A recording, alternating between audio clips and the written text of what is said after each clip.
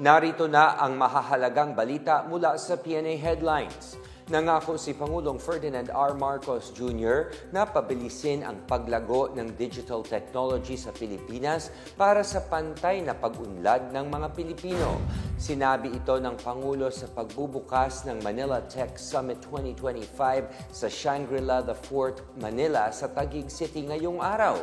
Sa kanyang talumpati, hinihikayat niya ang mga namumuhunan sa financial technology or fintech na tumulong na gawing innovation hub ang Pilipinas. Sinabi niyang mahalaga ang teknolohiya, maging moderno at inklusibo ang mga sistema sa bansa. Tinalakay ni Marcos Jr. ang mga programa ng pamahalaan para maihatid ang digitalization sa bawat Pilipino tulad ng National Fiber Backbone Plan at Free Wi-Fi for All. Nariyan din anya ang mga batas laban sa mga scams sa internet tulad ng Anti-Financial Account Scamming Act, Internet Transactions Act at SIM Registration Act. Ipinagmamalaki din niya na noong 2024 umabot ang kita ng digital economy sa bansa sa 2.25 trillion pesos, katumbas ng 8.5% ng gross domestic product at nakalikha ng 11.3 milyon na trabaho. Malaking pakinabang din ang mga teknolohiyang tulad ng online payment sa pagbabayad ng buwis, kalakalan at negosyo at serbisyo ng gobyerno. Binigyan diin naman ni Pangulong Marcos na kailangang matuto ang mga Pilipino sa artificial intelligence, e-commerce at cybersecurity. Inorganisa ng FinTech Alliance.ph ang Manila Tech Summit na nasa ikalimang taon na. Mahigit 1,300 delegado mula sa mahigit 300 organisasyon ang nagtipon para iangat ang Pilipinas bilang mahalagang bahagi ng global FinTech market. We aim to provide a government where technology is optimized to improve service delivery, efficiency, and transparency. We envision a Philippines where every Filipino can reach their full potential and where new technologies open wider possibilities for all. At this juncture, I would like to thank the leaders, the thinkers, the innovators in this room for creating a future-ready, inclusive, and resilient Philippine financial technology sector. Please continue your work. Make the Philippines a fintech innovation hub and a key voice in shaping the global financial system. Magtatayo ang Department of Agriculture ng Command Center na gagamit ng modernong sistema para mangasiwa sa supply ng pagkain ng bansa sa darating na November. Gagamitin ng Command Center ang datos mula sa OSIRIS system ng Bureau of Plant Industry para suriin ang supply ng bigas sa bansa, gayon din ang produksyon, patubig, import at export at galaw ng presyo nito sa merkado. Ayon kay Agriculture Secretary Francisco Q. Laurel Jr., ito'y para mapag-aralan ang sitwasyon ng supply at demand sa merkado. Makakatulong rin ito na maprotektahan ang mga magsasaka mula sa mga pagbabago sa presyo at supply ng bigas.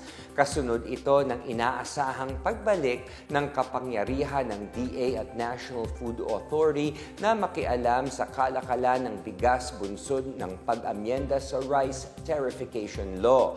Matatandaang bumagsak ang presyo ng palay nang tumaas na sa 970,000 metric tons na na-import ng bansa na bigas noong Abril at Mayo. Ito ang nagtulak kay Pangulong Ferdinand R. Marcos Jr. na suspendihin ng 2 buwan ang pag-aangkat ng bigas simula September 1. Plano rin ng DA na gamitin ang naturang command center model para pag-aralan ang ibang sektor ng agrikultura tulad ng manukan, hayop, pangisdaan at high-value crops. Alinsunod ito sa layunin ni Pangulong Marcos na gawing moderno ang agrikultura ng Pilipinas at tiyakin ang seguridad nito sa pagkain. Nagbigay ang Department of Migrant Workers or DMW ng aabot sa 1 milyong piso na tulong sa mga overseas Filipino workers na may sakit sa Hong Kong. Sa isang social media post, sinabi ni Migrant Workers Secretary Hans Leo Kakdak na nakapamahagi na sila ng 12 Pilipino workers ng 75,000 pesos bawat isa. Dagdag pa ng kalihim, dumadanas ng malubhang sakit ang mga benepisyaryo gaya ng breast at cervical cancer, lymphoma at severe heart attack. Ang cash aid ay nasa ilalim ng agarang kalinga at saklolo para sa mga OFWs na nangangailangan ng Action Fund ng ahensya. Bukod sa cash aid, kasama din ng Action Fund ang legal services, medical and repatriation assistance, shipment of remains at iba pa. Binigyang diin ni Kakdak ang mga ginagawang hakbang na ito ng gobyerno ay upang makapagbigay ng agara at epektibong tulong sa mga distressed Filipino workers.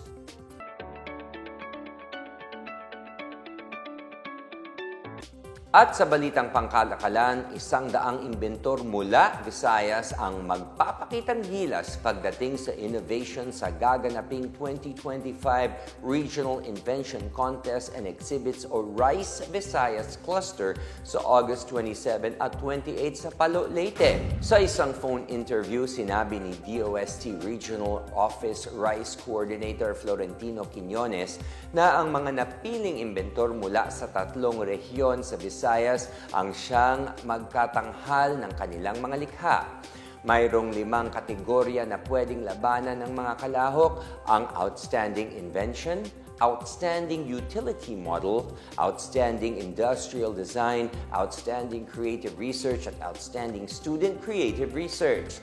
Kikilatisin ang bawat imbensyon ng DOST Technology Application and Promotion Institute na siyang pipili ng mga mananalo para sa National Invention Contest and Exhibits. Ayon kay Quiñones, ang nasabing kompetisyon ay nagsisilbing lugar para sa ingenuity at creativity ng mga Pilipinong inventor, researchers at students na ipakita ang kanilang mga likha para makipag-compete sa ngalan ng karangalan. Ang RICE ay ginaganap alinsunod sa National Invention Contest sa ilalim ng Republic Act No. 7459 or Inventors and Invention Incentives Act of the Philippines. Samantala, ganap ng kooperatiba ang 20 Agrarian Reform Beneficiaries Organizations or ARBOs sa Zamboanga Peninsula sa inilunsad na ARBO Cooperative Registration Caravan Cum Learning Session sa Zamboanga City. Dinaluhan ang 2 araw na aktibidad ng mga ARBOs mula sa Zamboanga del Norte, Zamboanga del Sur at Zamboanga Sibugay. Bukod sa registration bilang kooperatiba, binigyan din ang mga ARBO ng mahalagang kaalaman at kasanayan hinggil sa pamamahala, wastong paggamit ng pondo at pag-access sa mga support services ng gobyerno. Ayon kay DAR Region 9 Regional Director Attorney Ramon Madronal Jr., bukod sa pagbibigay ng lupa, tungkulin din ng ahensya na tiyaking napapaabot ang suporta ng gobyerno sa mga magsasaka. Katuwang ng DAR sa event ang iba pang ahensya ng pamahalaan gaya ng Philippine Coconut Authority, Philippine Crop Insurance Corporation, Department of Agriculture at Land Bank of the Philippines. At yan ang pinakabago at pinakamainit na balita sa mga oras na ito, hatid sa inyo ng PNA Headlines.